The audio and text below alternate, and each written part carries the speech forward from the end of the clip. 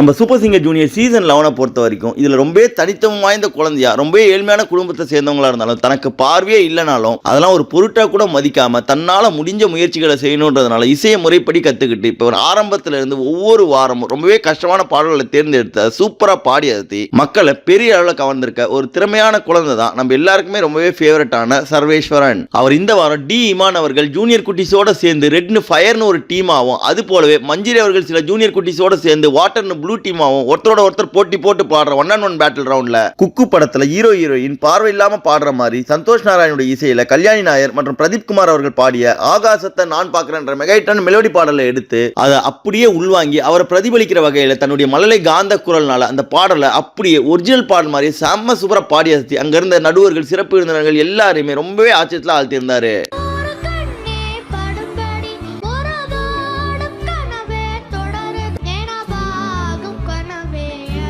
இந்த பாடலை அவர் பாடிட்டு இருக்கும் போதே அங்க இருந்த நடுவர்கள் எல்லாருமே ரொம்பவே உணர்வு பூர்வமா ரசிச்சு கண்கலங்க ஆரம்பிச்சிட்டாங்க. அதுல குறிப்பா டி இமான் அவர்கள் நீ இந்த பாடலை பாடும்போது அப்படியே உன்னுடைய பார்வையினால எங்க எல்லாருமே இந்த ஆகாசத்தை பார்க்க வச்சிருக்க, ரொம்பவே சூப்பரா இருந்தது, நீ அற்புதமா பாடிருந்தன்னு சொல்லி பாராட்டி இருந்தாரு. அதை தொடர்ந்து சித்ராமா மற்றும் மஞ்சிரி அவர்கள் சொல்லும் போது இந்த பாடல் உண்மையிலேயே ரொம்பவே கஷ்டமான பாடல், ஆனா நீ இது ரொம்ப சர்வசாதாரணமா பாடிட்ட, அது மட்டும் இல்லாம நீ பாடும்போது ரொம்பவே உணர்ச்சி பூர்வமா இருந்ததுன்னு சொல்லி பாராட்டி நம்ம சர்வேஸ்வரனுக்கு தேவையான டாய்ஸ் கிஃப்ட் எல்லாமே மஞ்சிரி அவர்களே ஓடி போய் எடுத்துட்டு வந்து அவங்க கிட்ட கொடுத்து ரொம்பவே கண்கலங்க வச்சிருந்தாங்க. அதை தொடர்ந்து நம்ம சூப்பர் சிங்கர் ஜூனியர்ஸ் 11ல பாடுற திறமையான குட்டீஸ்ல உங்களுக்கு யாரை ரொம்பவும் பிடிக்கும்ன்றத மறக்காம கமெண்ட் செக்ஷன்ல தெரிவிங்க.